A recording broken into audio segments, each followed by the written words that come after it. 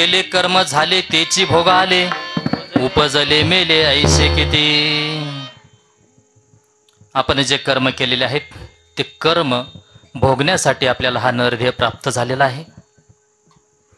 चैतन्य महाराजांचं कर्मचं काय कळतच नाही, पण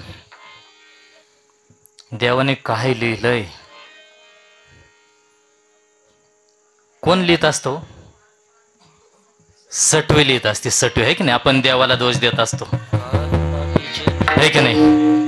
लल्लाटी जे लिहिले, कधी लिहिले? 5वीच्या दिवशी.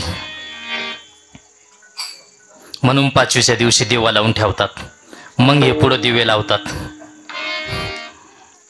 जसे दिवे लावून ठेवले तसे दिवे लावतात. चैतन्य महाराजांच्या जीवनाबद्दल थोडासा आढावा घेतो आणि नंतर आपण अभंगाकडे येऊ. अगदी लहानपणापासून अतिशय संघर्षमय जीवन.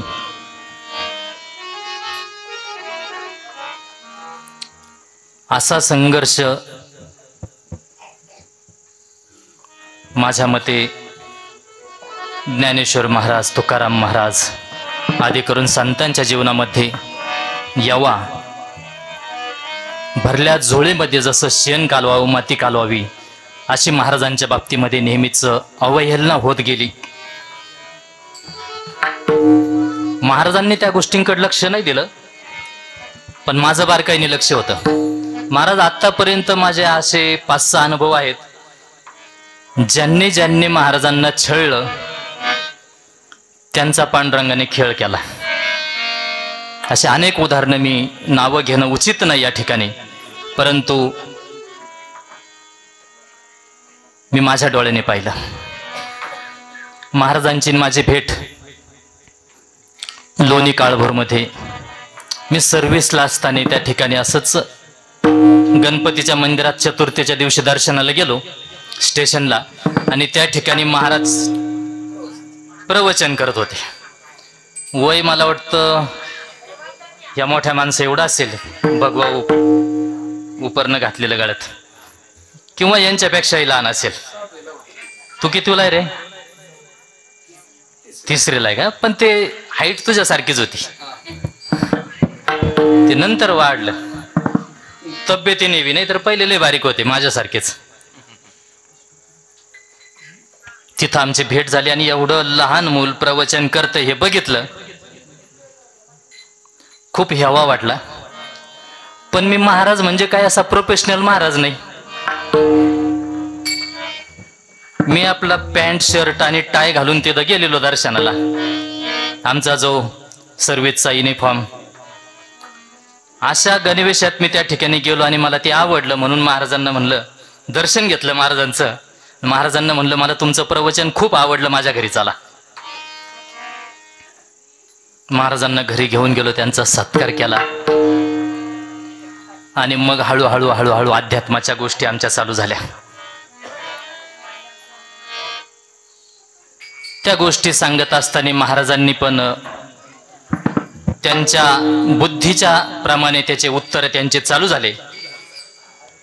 आणि नंतर महाराजांना सांगितलं का महाराज तुम्ही प्रवचन करता, खूप आनंदाची गोष्ट आहे, परंतु जीवनामध्ये जर आपल्याला आपलं भाग्य उजळून घ्यायचं असेल तर आयुष्यात सद्गुरू असावा. गुरु अनेक आहे, तो दारू प्यायला शिकवणारा बी गुरुच आहे ना. रात्री जर पोरग पिऊन आलं आणि त्याच्या तोंडाचा वास आला तर आई म्हणते तुला कोण गुरु भेटला आज? इथून माग कधी त्या मार्गाला गेला नाही. म्हणजे प्यायला शिकवणारा गुरु, खायला शिकवणारा गुरु, पण जगत मिथ्या ब्रह्म सत्य आणि त्या सत्य ब्रह्माची ओळख करून जो देतो तो सद्गुरू. परंतु महाराजांची त्यावेळेची बुद्धी बी काय तेवढं ऐकण्याची इतकी नव्हती, परंतु भाग्य चांगलं होतं. हे ब्रह्मज्ञानाच्या, जीव ब्रह्म ऐक्याच्या गोष्टी ऐकण्याचं वय नाही ना. परंतु ते माझ्याकडनं त्या भगवंताने त्यांच्याशी तो सत्संग करून घेतला आणि महाराजांनी अनेक वर्ष, अनेक दिवस माझ्या संगतीत ते राहिले. त्यांचं अध्ययन, गायनाचं, पेटीचं, या सर्व गोष्टी तशा आळंदीला झाल्या. मी फक्त त्यांचा लाईट लावण्याचं काम केलं. खरं तर लाईट फिटिंग सगळी अधोगत झालेली होती. लाईटी जोडलेल्या होत्या, बल्ब जोडलेले होते, बटन लावलेले होते, पण बटन दाबल्यानंतर लाईट लागत नव्हती. आणि माझ्या लक्षात आलं फ्यूज टाकायचं बाकी. तेवढा फ्यूज मी टाकला, बाकी सगळं त्यांचं रेडीमेड होतं. विठ्ठल विठ्ठल विठ्ठल विठ्ठल विठ्ठल. परंतु तो फ्यूज टाकताना बी ना लय जीव घेतलाय माणसाने. जवळजवळ 9-10 वर्ष महाराज, 9-10 वर्ष माझ्या सोबत फिरायचे, प्रवचनाला यायचे, माझ्या कीर्तनाला, मला कीर्तनाला उभं त्यांनी केलं. आता कोण कोणाचा गुरु मलाच माहित नाही. माझं गायनाचं अंग कमी, मी फक्त प्रवचन करायचो, सत्संग करायचो आणि हा नामाचा प्रचार प्रसार करणं हा माझं काम. महाराज म्हणायचे तुमचं वक्तृत्व चांगलं आहे, तुम्ही कीर्तनाला उभे राहा. म्हणलं कीर्तनाला काय उभं राहू, बॉम्बाला तर येत नाही आपल्याला, काय कीर्तन. म्हणजे मी आहे. महाराज पूर्ण गायनाचं काम सांभाळायचे आणि कीर्तन मी करायचो. असे आत्ता जवळजवळ 15-20 वर्ष झाले. मग महाराजांना खूप मागं लागलो मी, का महाराज याच्याशिवाय पर्याय नाही, याच्याशिवाय पर्याय नाही. महाराजांच्या जीवनात पुढे अनेक अडचणी आल्या.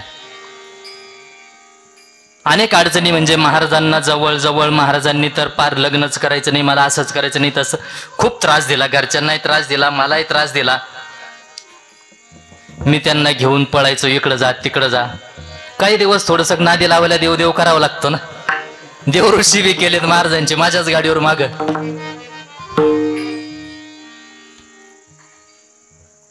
कुठं तरी त्यांना कोणीतरी सांगितलं तुला गुरु करावं लागेल. मी 10 वर्ष आरडत होतो, माझं ऐकलं नाही. कोणी सांगितलं? गुरुनीच सांगितलं. आणि महाराज तुम्हाला गुरु करावा लागेल. म्हणजे कोणला गुरु करू? म्हणजे गुरुच्या संघ फिरवतो आणि गुरु करता येईना.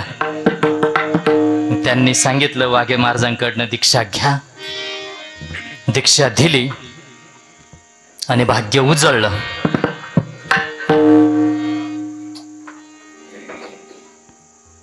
असो, पण खूप खडतर जीवन. महाराजांना अनेक संकटांना तोंड देत देत देत देत या ठिकाणी यावं लागलं. लोणी, काळभोर, दूध, दुधापासून ताक तयार होतं, दुधापासून दही तयार होतं. गाईचं दूध काढावं, त्या दुधामध्ये विरजन घालावं आणि विरजन घातल्यानंतर दही तयार होतं. परंतु ते दही असं तयार होतं का एका साईडला दही आणि एका साईडला पाणी पळत. असं दही पाहिलं असेल तुम्ही. कारण चूक माऊलीची काय होते, दूध घेते आणि डायरेक्ट त्याच्यात विरजण टाकते. तर त्या दुधाला पहिलं खमंग खरपूस तापवावं लागतं चुलीवर ठेवून. आणि तापवल्यानंतर त्या दुधातलं पाणी पूर्णपणे जळून द्यावं लागतं. पाणी जळाल्यानंतर ते दूध पातीला सोडून बाहेर येतं. आणि ज्या वेळेस ते दूध पातीला सोडून वर येतं त्यावेळेस कळायचं बाई माझ्या दुधात नाही पाणी. है की नाही? याचा अर्थ कळतो का आपल्याला? त्या गवळणी फक्त सांगतात हो बाई माझ्या दुधात नाही पाणी. मग एवढं दुधात पाणी नाही हे सांगण्यासाठी गवळण द्यावी लागली का? कोणत्या? भक्तिरूपी दुधामध्ये पापरूपी पाणी नाही, ते सद्गुरु रूपी अग्नीमध्ये तापून सुलाखून जाळून ते स्वच्छ केलं. स्वच्छ म्हणजे ते काय धुतलं नाही, तर ते निर्विकल्प केलं. आणि मग त्याच्यामध्ये सद्गुरूने काय केलं? विरजण टाकलं. कानी जे पेरिले डोळा ते उगविले, व्यापक भरला. कानात ते विरजण पेरावं लागतं. आणि ते पेरल्यानंतर बादलीभर दुधामध्ये एक वाटीभर दही टाकल्यानंतर दुसऱ्या दिवशी अख्ख्या दुधाचं दही तयार होतं. टाकलं किती होतं? वाटीभरच टाकलं होतं. परंतु संपूर्ण दुधाचं त्या ठिकाणी दह्यात रूपांतर झालं. आणि त्या दुधातून त्याला उसळून घुसळून लोणी काढलं. असं पवित्र त्या लोणी गावामुळे मला एवढं सांगावं लागलं महाराज. आणि त्या पवित्र अशा लोणीमध्ये त्यांनी त्यांचा कार्यभाग चालू केला. परंतु अनेक संकटांना सामोरं जात जात महाराजांना तिथून निघावं लागलं. पण महाराज, अभंगावर नेहमीच बोलत असतो मी, चिंतन नेहमीच करतो, पण मला आज थोडंसं वेगळंच बोलायचं. अभंग सोडूनच चालू, थोडंसं घेऊ, थोडंसं अभंगाकडे जाऊ आपण. स्वामी विवेकानंद यांचं एक वाक्य होतं. काही दिवस ते आणि त्यांचे शिष्य गुरु दीक्षा घेऊन त्यांचा सर्व अभ्यासक्रम पूर्ण करून प्रवास करत होते. ह्या गावातून त्या गावात, त्या गावातून त्या गावात. त्यांच्याबरोबर 1-2 शिष्य होते. एका गावात मुक्काम झाल्यानंतर, त्या गावामध्ये गेल्यानंतर महाराज त्यांना एवढा शाप दिला, लोकांनी खायलाच दिलं नाही तिथं. अरे म्हणे, एवढा जाडजूड तरणा ताठ हातू तू बोंबलत फिरतो म्हणे, खुशाल भगवे कपडे घातले आणि बोंबलत फिरतो, काम धंदा करायचा, कष्ट करायचे, कमवायचं, खायचं सोडून दिलं आणि इथं बसला म्हणे येऊन आमच्या गावात. हाकलून दिलं. महाराजांना त्या दिवशी जेवण नाही भेटलं. सकाळी महाराजांनी सगळ्या गावकऱ्यांना मंदिरात आल्यानंतर सगळ्यांना सांगितलं, तुमचं देव खूप कल्याण करील, हे गाव सोडून जाण्याची तुम्हाला कधी वेळ येणार नाही.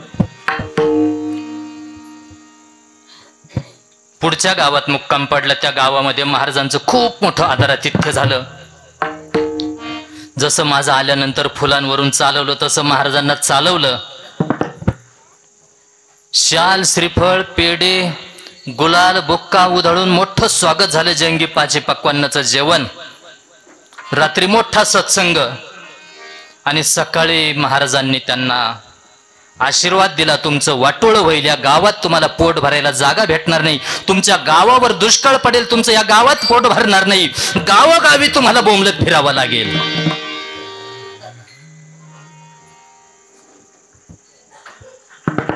त्यांच्याबरोबर जे शिष्य होते ते म्हणले, हे जरा अर्धवटच दिसतं. ज्यांनी खायला दिलं नाही त्यांना आशीर्वाद, आणि ज्यांनी एवढं आदरातिथ्य केलं त्यांना शाप. महाराज असं का? त्यावेळेस सांगितलं, अरे त्या गावातील व्यक्ती जर बाहेर निघाले तर प्रत्येक गावात जाऊन नाश करतील, म्हणून त्यांना तिथंच राहू द्या, निघून नका देऊ त्या गावातून. आणि जे चांगले आहेत ते तिथंच राहिले तर त्यांचा चांगुलपणा फक्त त्याच गावापुरता मर्यादित राहील, त्याचा प्रचार प्रसार होणार नाही. म्हणून महाराज तुम्हाला खूप फिरावं लागत. परंतु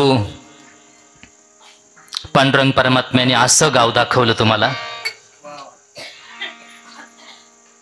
गावाचं नाव दिवे, आणि त्या दिव्यात सुद्धा जिथं खरी पावर आहे अशी ही पावरवाडी.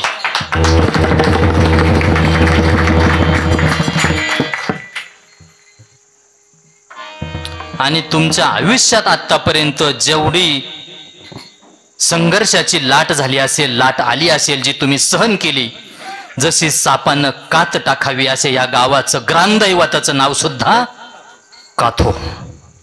ही कात तुमची काढण्यासाठीच काथोबाने तुम्हाला त्यांच्या पदरात घेतलेला आहे.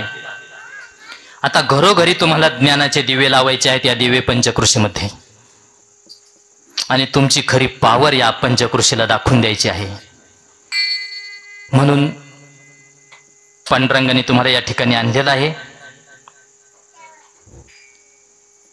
गावकरी या ठिकाणी असतील,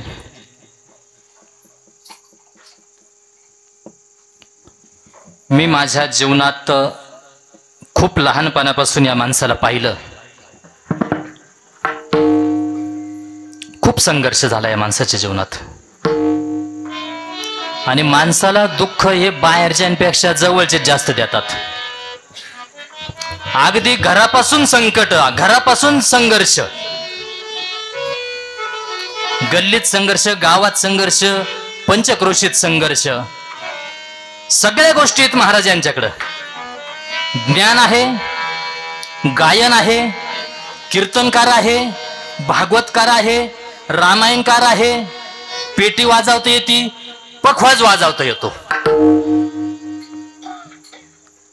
हे असे चौरंगी रत्न फार दुर्मिळ असतात. कुणाला गाता येतं तर वाजवता येत नाही, वाजवता येतं तर गाता येत नाही, वाजवता येतं गाता येतं तर बोलता येत नाही. मला बोलता येतं तर गाता येत नाही, वाजवता येत नाही. आणि ज्याला सगळं येतं ते जमिनीवर राहत नाही. म्हणून देव कुठेतरी कमी ठेवतो. ज्याला सगळं येतं, गाता येतं, वाजवता येतं, भजन येतं, कीर्तन येतं, प्रवचन येतं, भागवत येतो, रामायण येतं, सगळं येतं, ते जमिनीवर राहत नाही.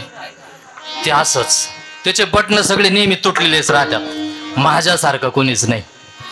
आणि सगळं येऊन ज्याला जमिनीवर राहता येतं त्याला चैतन्य महाराज म्हणतात. विठ्ठल विठ्ठल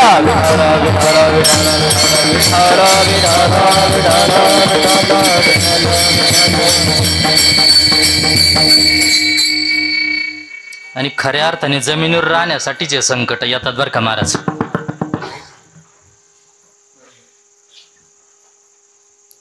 आणि संकट हे नेहमी चांगल्याच्या मागे असतात. चालता चालता मला जर ठेच लागली आणि झोकांडा गेला, तोल गेला, गाडीतून उतरता उतरता किंवा गाडीत बसता बसता, तर 4 चौघांनी पाहिलं तर अख्ख्या गावात चर्चा, आज वाघे महाराजांचा झोकांडा गेला होता. जवळ जाऊन पाहिलं पाहिजे होतं तोंडाचा वास घेऊन. गावात अख्खी चर्चा होणार. पण तुमच्या गावात आता दिवे गावात एवढं नाही कोणी असं, म्हणजे इथं दारू भेटत पण नाही, विकत पण नाही, कोणी पेत पण नाही. पण आजूबाजूला तुम्ही पाहिले असतील बेवडे असे रोज गटारात पडतात, त्यांची कोणी चर्चा करतं का हो? नाही करत. असो, तुकाराम महाराज असतील, ज्ञानेश्वर महाराज असतील, आदी करून सर्व संतांच्या आयुष्यामध्ये हे संघर्ष आलेले आहेत.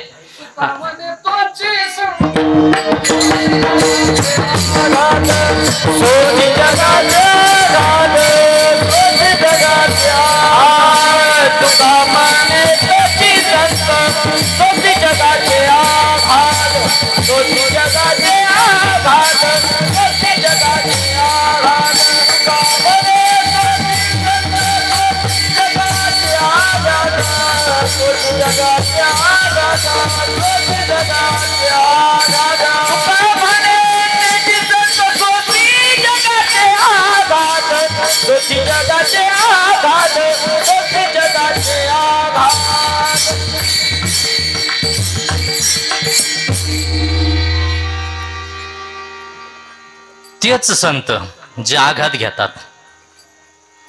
पण एक गंमत आहे बर का, संत पदाला पोहोचल्यानंतर देव त्याला आपलं करतो.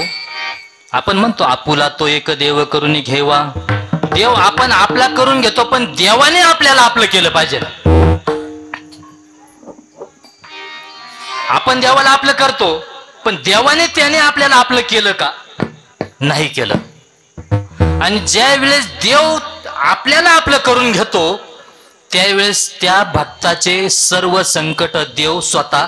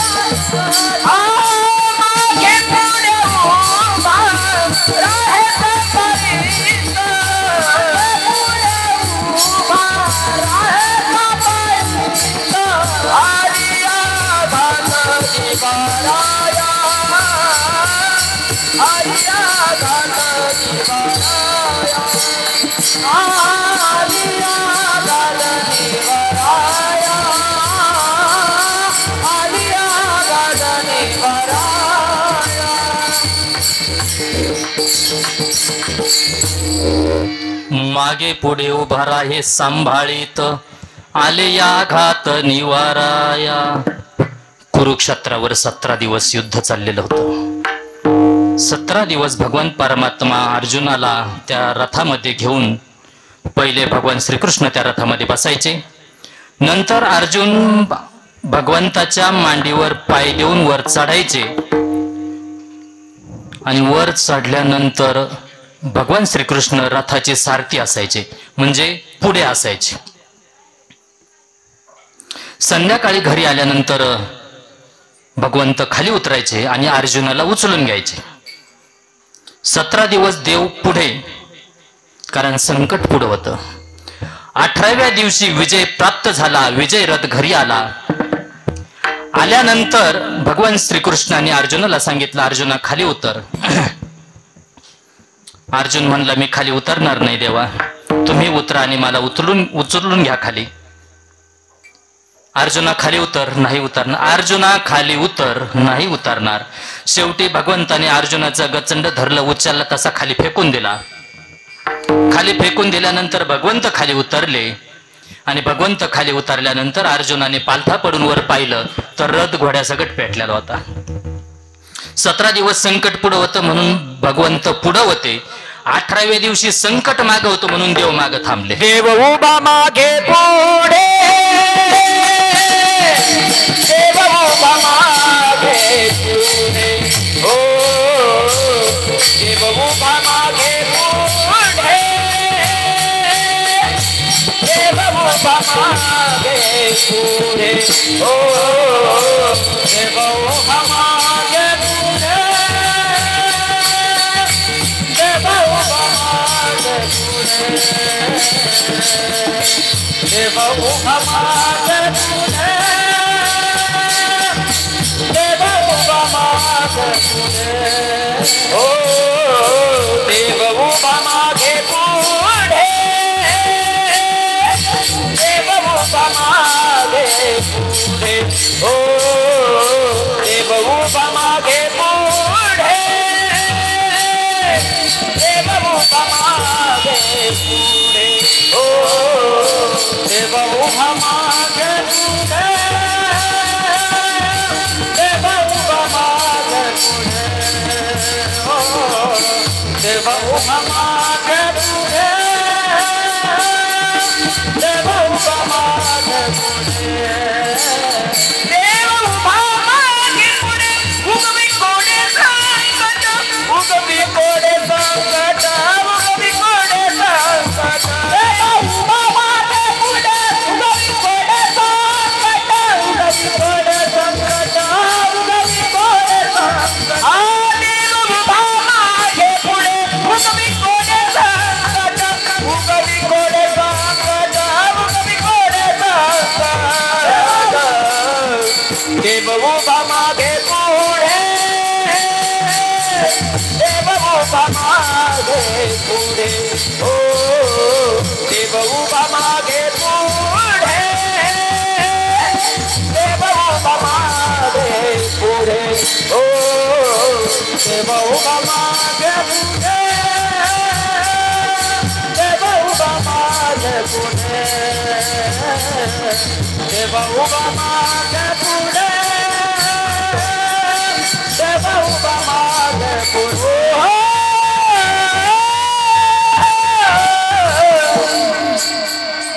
वा,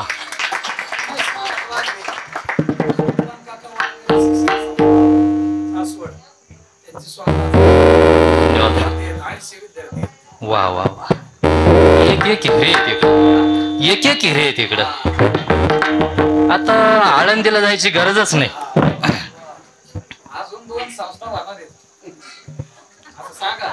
अजून 2 संस्था ह्याच गावात, या परिसरात. बस दिवेस लावताय तुम्ही आता. वा वा, आळंदीच होणार इकडं.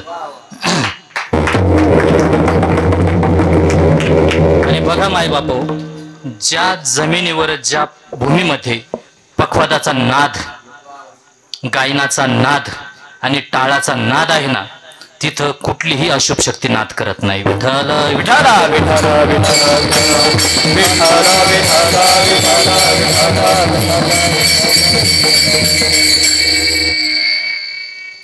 भाग्यवंत घरी सांगितलंय ना, कुणाच्याही घरी होतं का ते? मग जर घरात होत असेल तर ते भाग्यवंत घरी भजन पूजन. आणि ज्या गावात संस्था उभ्या राहत असतील, आळंदीत तर राहणार जे होती माऊलीच ठिकाणी, पण अशा या छोट्या छोट्या गावांमध्ये जर संस्था उभ्या राहत असतील तर त्या गावाचं भाग्य आहे हे, म्हणून असे लोक या ठिकाणी येत असतात. आणि आता तुमचं भाग्य उजळले भाग्य, आता तुमचं भाग्य, त्या गावाचं भाग्य. अवघड आहे, पण असे महात्मे भेटायला हे खूप कठीण असतं. मगाशी मी बोलता बोलता बोललो का अशा लोकांना त्रास देणाऱ्यांना त्रास होतो. काय होतं, नामाने साधनेने साधकाची एक दशा तयार होते आणि त्या दशेला तो पोहोचल्यानंतर त्याला सिद्धी प्राप्त होतात. त्या सिद्धी प्राप्त झाल्यानंतर त्याच्या आतून जे येतं, त्याच्या आतून जे येतं ते त्याच्या आतून येत नाही, तर त्याच्या आत तो परमात्मा बसलेला असतो.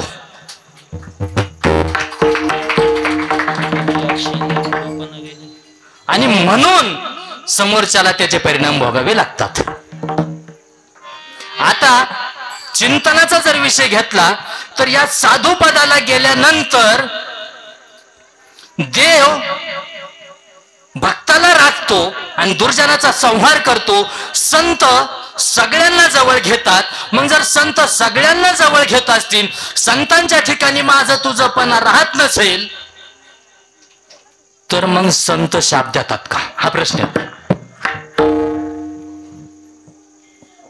बारीक ऐकलं तर लक्षात येईल, संत शाप देत नाही. संत हे देवाचे झालेले असतात. देवाने संतांना आपलंसं करून घेतलेलं असतं. म्हणून माझ्या भक्ताला जो त्रास देईल त्याचा कार्यक्रम मी पाहिल. एक नवीन लग्न झालेली जोडी गावातून चालली, असेच पावसा पाण्याचे दिवस, मोकार पाऊस गावात महाराज, सगळा चिखल त्या गावामध्ये, आणि ही जोडी अशी मस्त धुंदीमध्ये चालली. नवीनच लग्न होऊन आलेलं होतं आणि गावात फिरत होते ते गल्लीमध्ये, आणि समोरून एक साधू येत होते, साधू महाराज, आणि हे मात्र असे नाचत मजेत चालले, बोलत बोलत, नाचत नाही, बोलत बोलत गोलू गोलू गोलू गोलू गोष्टी त्यांच्या. आणि समोरून येणारा साधू हा भजनामध्ये रंगलेला होता. हे गुलू गुलू गोष्टी करीत चालले, आता पुढचं संसाराच्या गोष्टी, आणि साधू समोरून अंतकरणामध्ये त्या परमात्म्याचं भजन करत आपल्याच नादामध्ये नाचत नाचत त्या गल्लीतून येत असताना एका चिखलाच्या डबकामध्ये पुढे सरकून बसा, पुढे सरकून बसा. आता जे नवीन येतात त्यांना बसायला जागा होईल.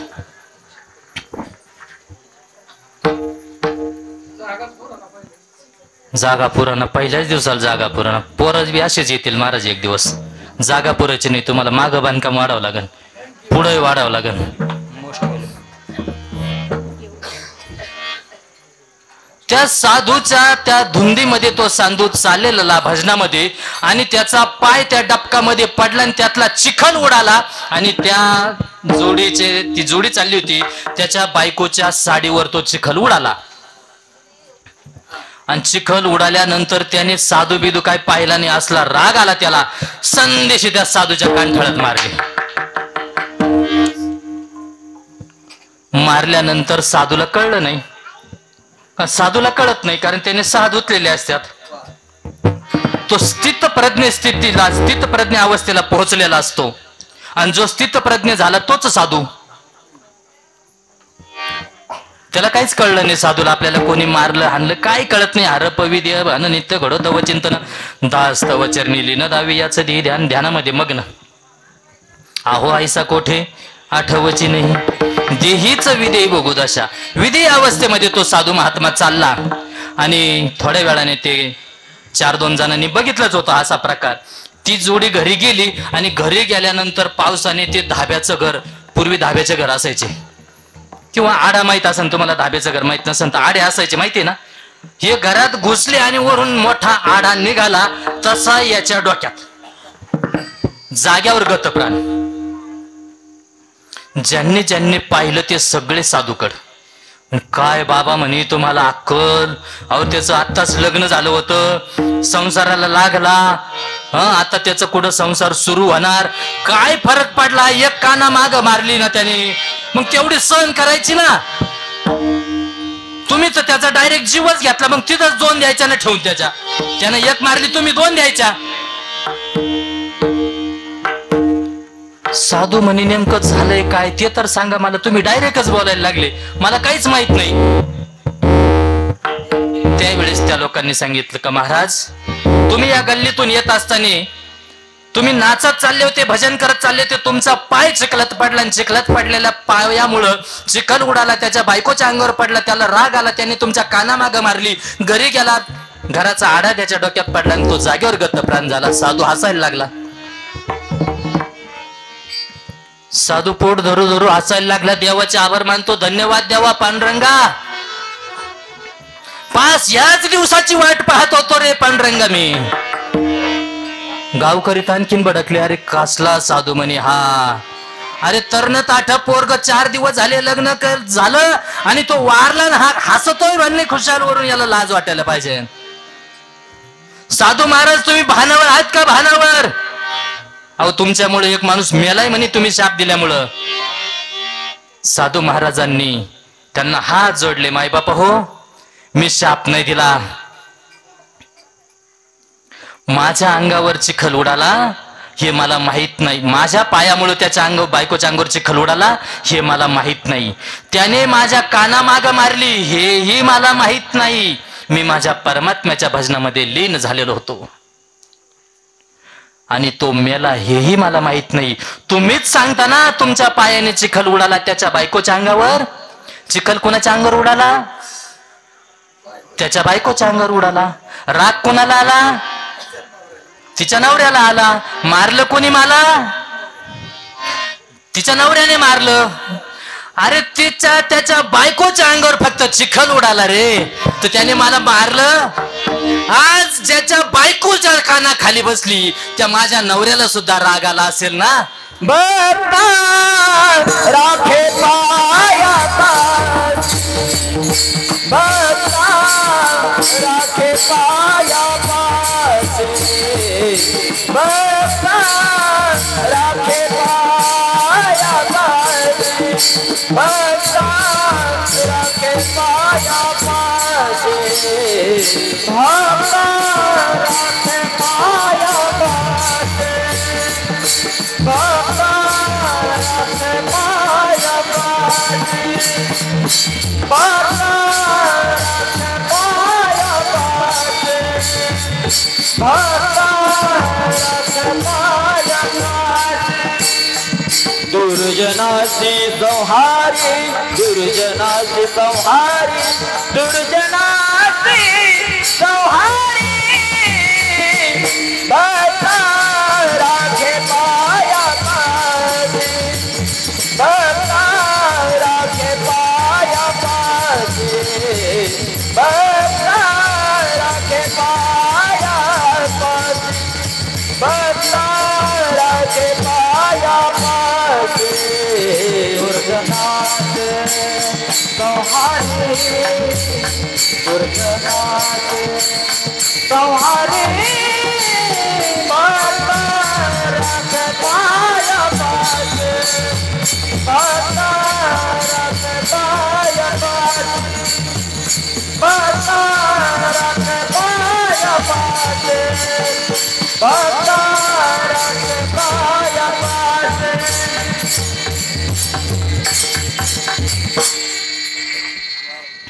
भक्ता राखी पायापाशी दुर्जनाशी. मग साधू महाराज तुम्ही हसताय का? अरे आतापर्यंत मी जी सेवा केली मला कधीच अनुभव नाही आला का त्या पांडुरंग परमात्म्यानं मला त्याचं करून घेतलं. आज कळलंय मला का त्याने मला वरलंय, त्याने मला भक्त म्हणून स्वीकारलंय, त्याने मला त्याची पत्नी म्हणून स्वीकारलंय. मी काही नाही केलं, जे करायचं ते त्याने केलं. आणि हा अनुभव मला आला म्हणून मला त्या पांडुरंगाचं कर्म, त्याने जे मला जवळ घेतलं त्याचा आनंद झाला म्हणून मी हसलो मायबाप हो. असो, जसं त्याचं भाग्य उजळलं तसं आपलंही भाग्य उजळायचं जर असेल तर आपल्याला ही संतांची भेट घ्यावी लागेल. संतांचे प्रकार आहेत. कुर्म कृपा असते, जसे कासवी आपल्या कृपा दृष्टीने आपल्या पिल्लांकडे बघते आणि त्यांची वाढ करते, कुर्म दृष्टी. काही संत त्यांच्या नुसत्या भेटीने उद्धार करून टाकतात. काही संतांच्या दर्शनाने उद्धार होतो. काही संत आपल्याला स्पर्श करतात, लावून हात कुरवाळीला माथा, चिंता मिटून टाकतात. मस्तकी तो जाना ठेवीला कर, मस्तकी तो, हा नाही, तो सांगितलंय. तो कोणता? जाना, म्हणजे जो हात जाणता आहे तो मस्तकावर असावा. आणि सद्गुरूचा हात जाणता असतो तो आपल्या मस्तकावर यावा. आणि आज जे काही प्रकरण सांगितलंय जगद्गुरु तुकाराम महाराजांनी, संतांचं कुर्मदृष्टीचं नाही, स्पर्शाचं नाही, तर काय आहे? दर्शनाचं भाग्य सांगितलंय. दर्शनाने काय होतंय ते सांगितलेलं आहे. संत काय करतात आपल्या जीवनामध्ये? तर संत आपल्याला देव भेटून देतात. मग संत भेटीसाठी काय करावं लागतं? तर देवाची सेवा करावी लागते. देवाच्या सेवेशिवाय संतांची भेट नाही आणि संतांच्या कृपेशिवाय देवाची भेट नाही. गंमत आहे ना? देवाच्या सेवेशिवाय संतांची भेट नाही. संत एवढे सोपे आहेत का? गल्लोगल्ली बसलेत का संत? आणि जे गल्लोगल्ली बसले, बहुअवघड आहे संत भेटी, बहुअवघड आहे संत भेटी, बहुअवघड आहे संत भेटी. मरिया जगदेती करुणा केली, मरिया जगदेती करुणा केली, मरिया जगदेती करुणा केली. बहुअवघड आहे संत भेटी, बहुअवघड आहे संत भेटी, बहुअवघड आहे संत भेटी, बहुअवघड आहे संत भेटी.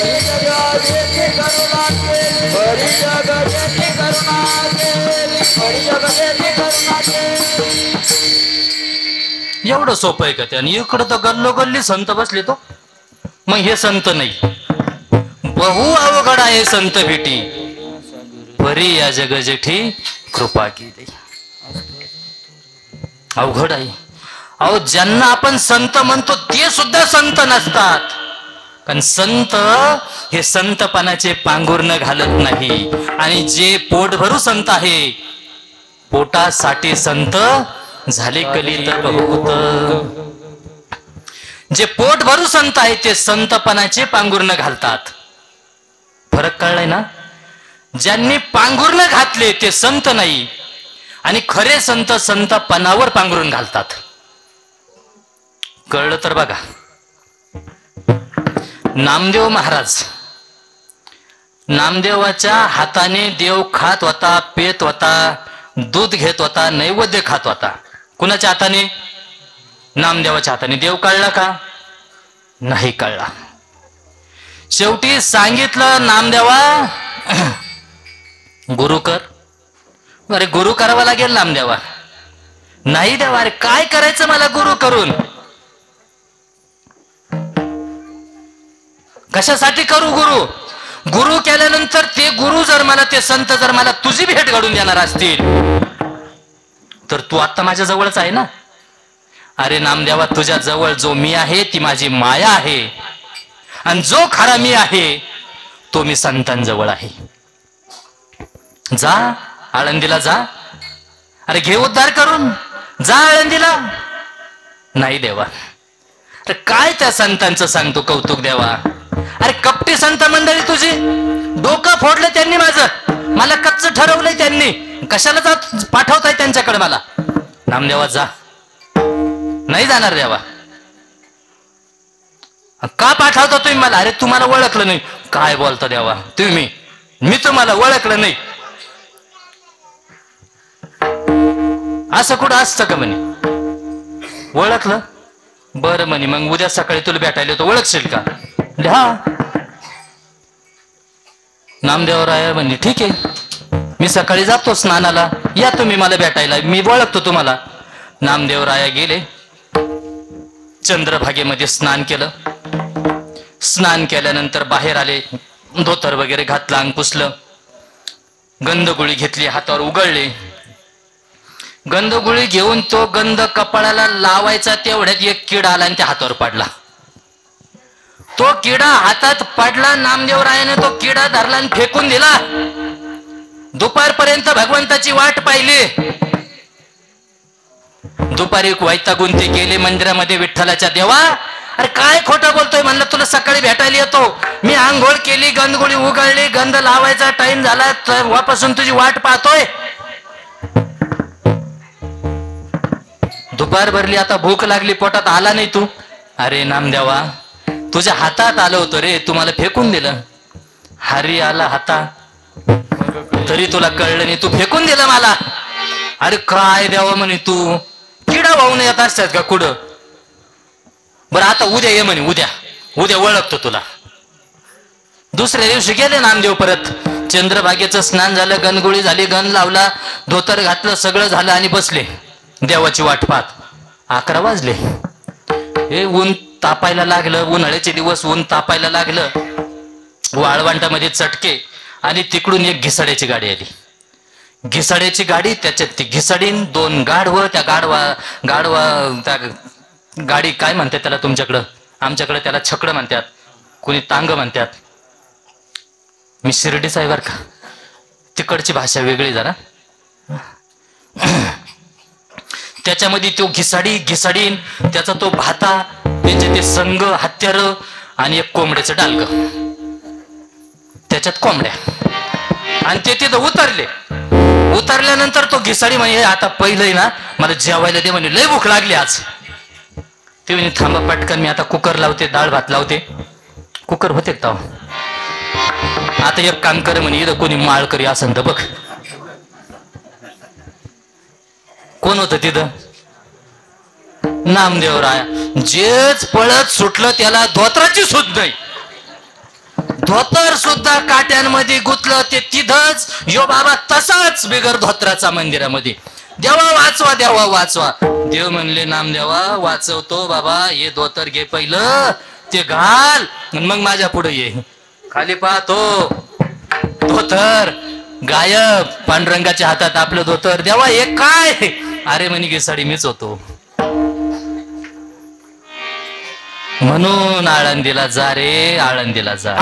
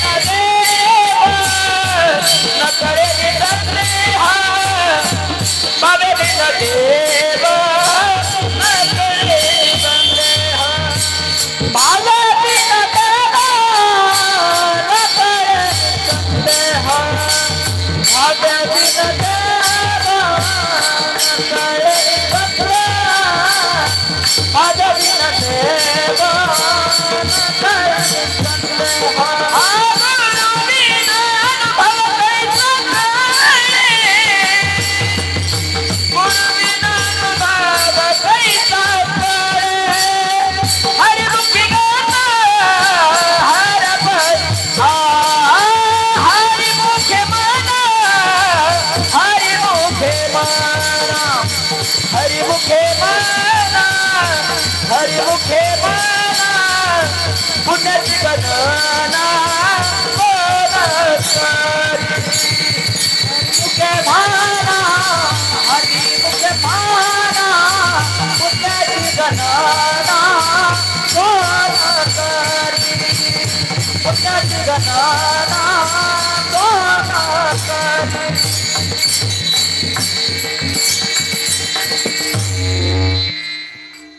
खूप छान. भावे विन भाव पाहिजे, गुरु विना अनुभव काय सकाळी. गुरु पाहिजे, गुरुवर भाव पाहिजे. गुरु आहे पण भाव नाही, उपयोग नाही. गुरु असावा आणि गुरुवर भावही असावा. आपण नुसताच भाव खातो म्हणून भाव नाही. तो घिसाडी, तो पांढरंग घिसाडी रुक्मिणी,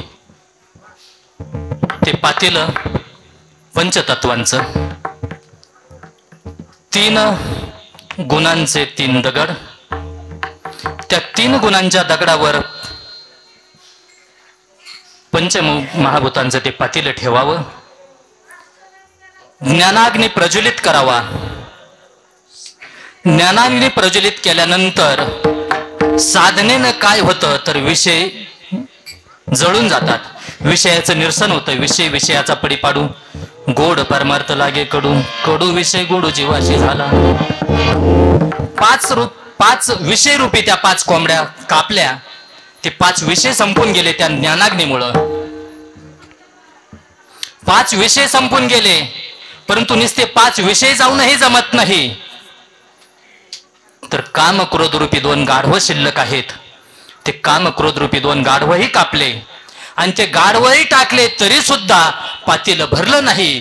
कारण मी माळकरी आहे. माझं हाड वाटलेलं नाही. माझ्यासारखा कीर्तनकार नाही, माझ्यासारखा गायक नाही, माझ्यासारखा प्रवचनकार नाही, माझ्यासारखा पखवाजा नाही, माझ्यासारखा परमार्थिक कोणी नाही. हा सात्विक अहंकार झालेला असतो आणि हा सात्विक अहंकार कळत नाही. मला गुरुची गरज नाही. हा जो अहंकार झालेला आहे तो सुद्धा घालवावा लागतो. म्हणून सांगितलं पांडुरंगाने, इथं जर कोणी माळकरी असन तर त्यालाही काप, म्हणजे त्या माळकऱ्याचा अहंकार कापायचा आहे. विठ्ठल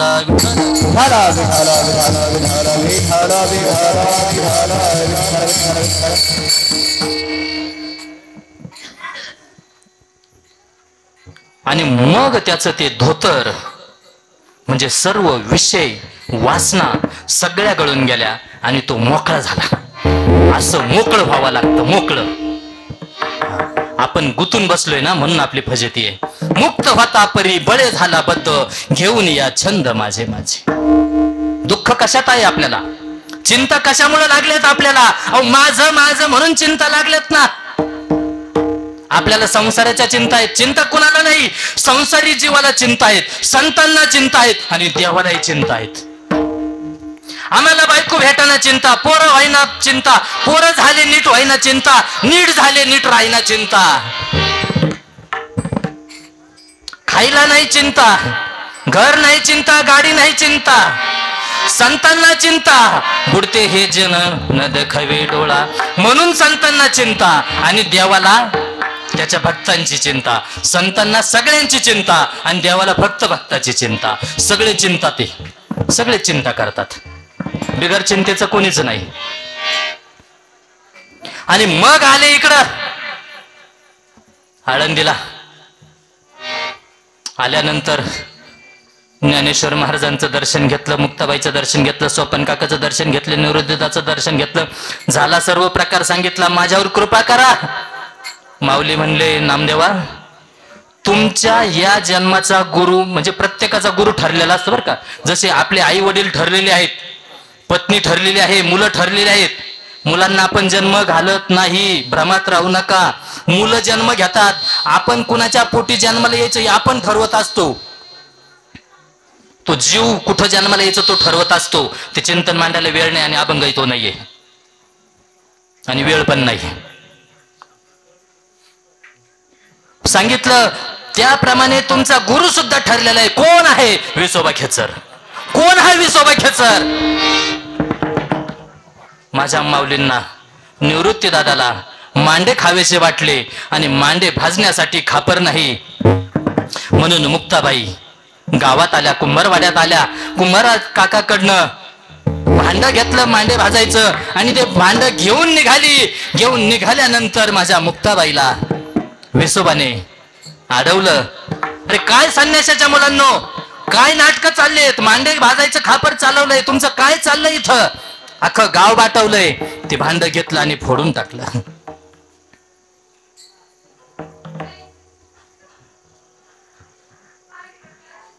रडत रडत मुक्ताबाई गेली. संकट असतात ना माय बापू, मी सांगितलं ना संकट. किती संकट. आता त्यांचा इतिहास जर सांगायचं झाला तर 14, 15, 16 वर्षाचे निवृत्ती दादा, 13, 14 वर्षाचे माऊली, 10, 12 वर्षाचे काका आणि 4, 5 वर्षाची, 3, 4 वर्षाची मुक्ताबाई. एवढे असताना या धर्मकंटकांनी यांना देहांत प्रायचित्ताचा सजा सुनावली होती. देहांत प्रायचित्त. परंतु आपल्या मुलाच्या कल्याणासाठी, आपल्या मुलांच्या भल्यासाठी आमचा देह गेला तरी 72, पण आमच्या मुलांचा जर उद्धार होणार असेल तर आम्ही जाणार.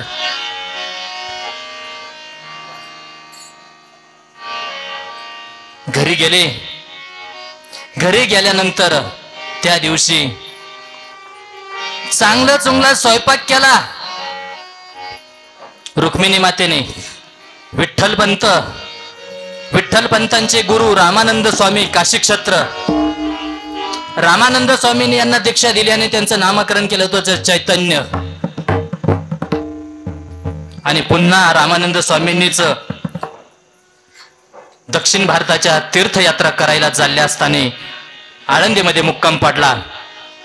आणि त्या सुवर्ण पिंपळाला रुक्मिणी माता प्रदक्षिणा मारत असताना यांनी त्यांना आशीर्वाद दिला. दर्शन घेतल्यावर पुत्रवती भव, कधीच हा म्हणे आत्ताचाच या जन्मात दिला. ज्यांच्यामुळे व्हायचे ते तर गेले, मग कोण आहे कसे आहे सगळं वर्णन ऐकलं. आणि मी ज्यांना दीक्षा दिली संन्यास दीक्षा ते हेच आहेत म्हणून त्यांनी परत पुढे जायचं माग सोडलं आणि मागं गेले.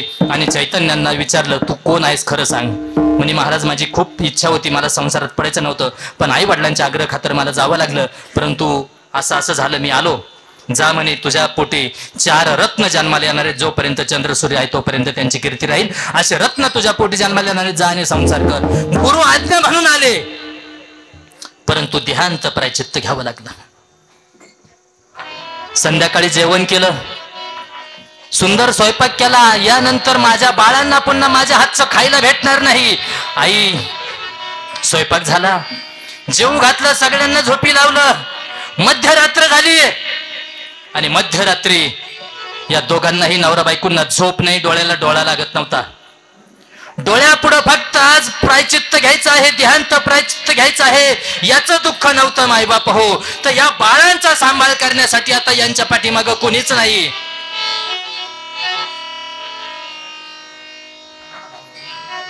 मध्यरात्री उठले. उठल्यानंतर विठ्ठलपंतांनी निवृत्ती दादाच्या डोक्यावरून हात फिरवला, माऊलींच्या डोक्यावरून हात फिरवला, काकाच्या डोक्यावरून हात फिरवला. पटापटा मुक्के घेतले, मुक्ताईला पोटाशी धरलं.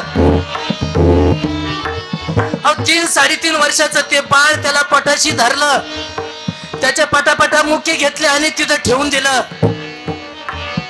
माग रुक्मिणी माता, त्या आईचं काळीज.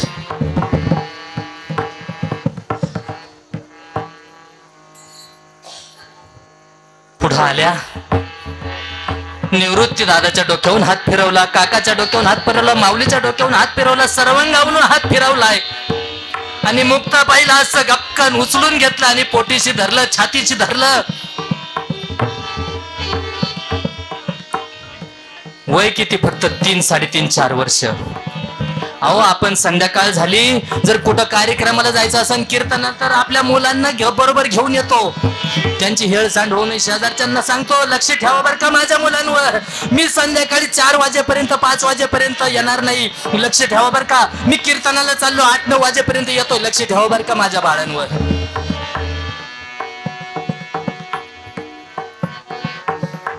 पण हे परत येण्यासाठी चालले नव्हते माय बापू.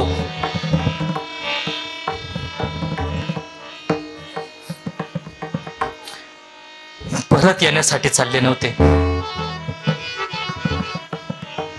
खाली ठेवलं,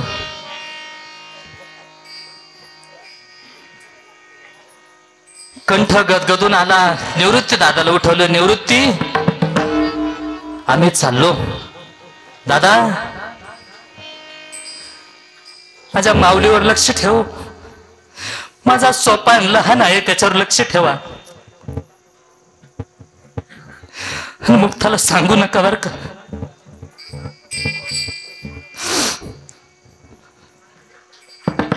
माझ्या मुक्ताला सांगू नका. ती लहान आहे, तिला समजणार नाही, तिला हे दुःख पेलवणार नाही. आम्ही चाललो आता. का? आम्हाला सांगितलंय ध्यानत प्रायचित्त घ्यायचंय. ध्यानत प्रायचित्त शब्द ऐकला आणि दादाच्या काळजाचं पाणी झालं. दादा, सावारा स्वतःला, रडू नका दादा. तुम्ही जर रडायला लागले तर यांच्याकडे कोण लक्ष देणार?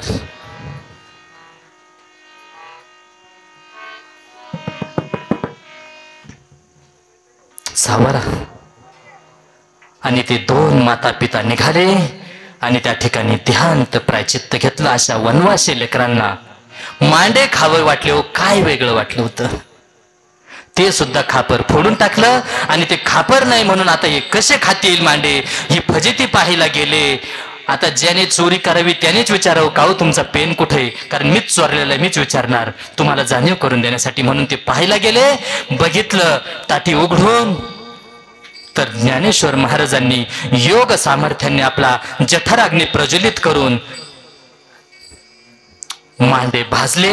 ते बघितलं आणि मग तिथं गेले. आम्हाला पण द्या ना प्रसाद. तो प्रसाद म्हणजे त्या मांड्याचा नाही, तर ही जी दीक्षा आहे ही मला द्या, मला सुद्धा अनुग्रह द्या. हा अनुग्रह घेण्यासाठी त्यांनी आग्रह केला. आणि एवढा त्रास देणाऱ्या वैऱ्याला सुद्धा जवळ करावं, याला संत म्हणतात. त्या विसोबा खेचराला गुरु गादीवर नेऊन बसवलं, त्यांना दीक्षा दिली आणि दीक्षा दिल्यानंतर त्यांना सांगितलं तुम्ही आता औंढा नागनाथला जावं आणि आपलं कार्य करावं. तिथं गेले. नामदेवरायला सांगितलं तुमचे ते गुरु आहेत. कोण? ज्यांनी आम्हाला एवढं छळलं हे सांगितलं नाही. एवढं छळलं हे माहिती आहे सर्वांना. एवढं छळणाऱ्याला सुद्धा एवढ्या मोठ्या गादीवर नेऊन बसवलं.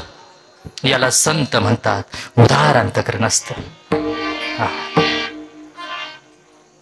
आईचं अंतकरण उदार असतं माय बाप हो. बाळ जर आपलं उन्हात खेळत असेल तर आई म्हणते अरे कारट्या उन्हात खेळू नको, आजारी पडशील, इकडे ये. ऐकत नाही. अरे बाळू इकडे ये. बाळू ऐकत नाही. अरे बाळ्या सावलीत येऊन मर. आता उन्हात खेळला तर आजारी पडन, सावलीत येऊन मर. मेला तर काय होईल? परत जिवंत होईल का? नाही होणार.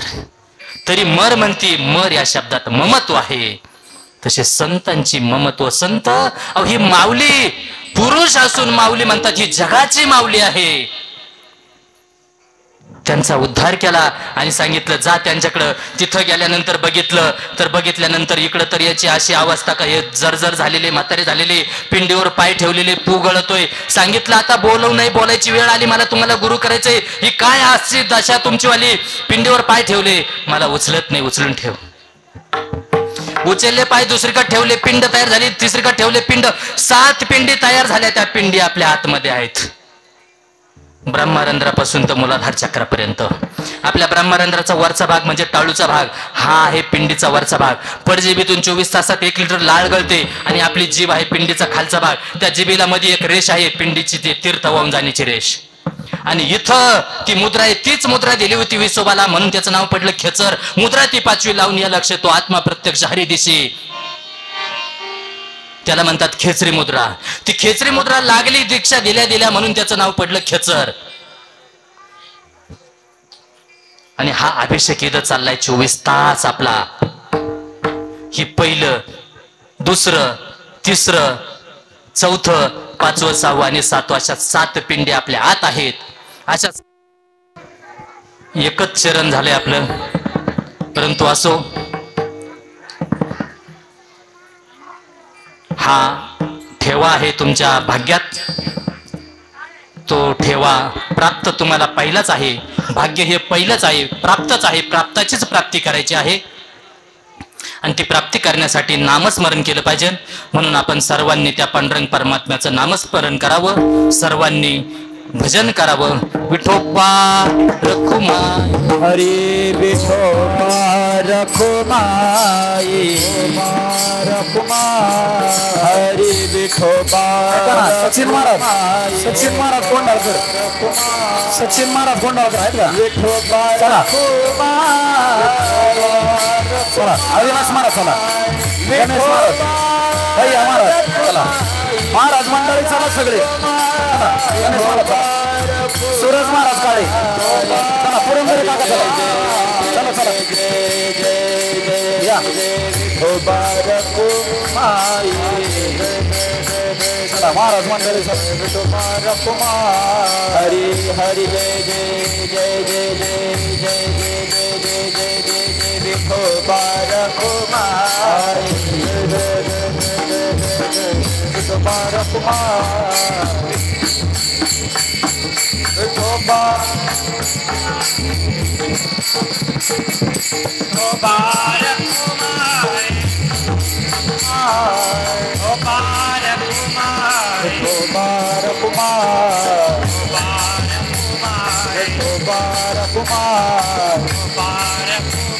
विठोबा रखुमाई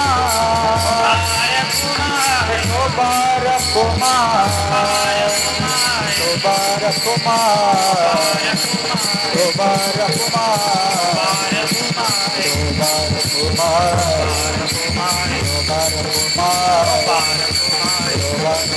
विठोबा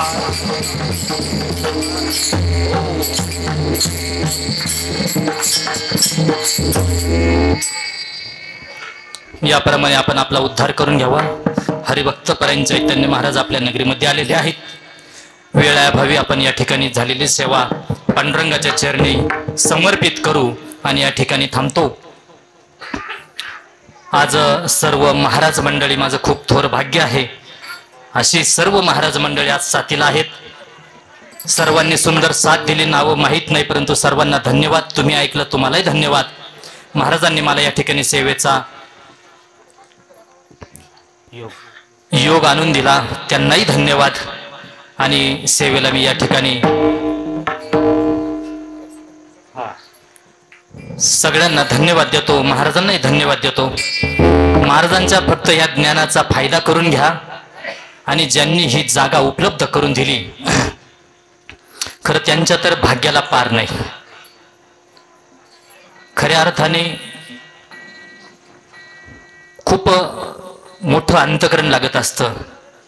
अशी जागा उपलब्ध करून देऊन आपल्या, हे फक्त त्यांच्यामुळं त्यांच्या घराचाच उद्धार नाही, तर त्यांच्या 7 पिढ्यांचा उद्धार आहे. हा 7 पिढ्यांचा उद्धार आहे आणि त्यांच्या 7 पिढ्यांच्या उद्धाराबरोबर या पूर्ण गावाचा सुद्धा उद्धार या ठिकाणी झालेला आहे.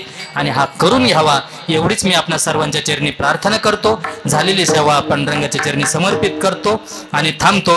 ज्ञानेश्वर हरी नागराज माऊली ज्ञानेश्वर माऊली नागराज माऊली ज्ञानेश्वर माऊली नागराज माऊली तुकाराम तुकाराम तुकाराम तुकाराम तुकाराम तुकाराम तुकाराम जय विठ्ठल जय हरी विठ्ठल जय विठ्ठल जय हरी विठ्ठल.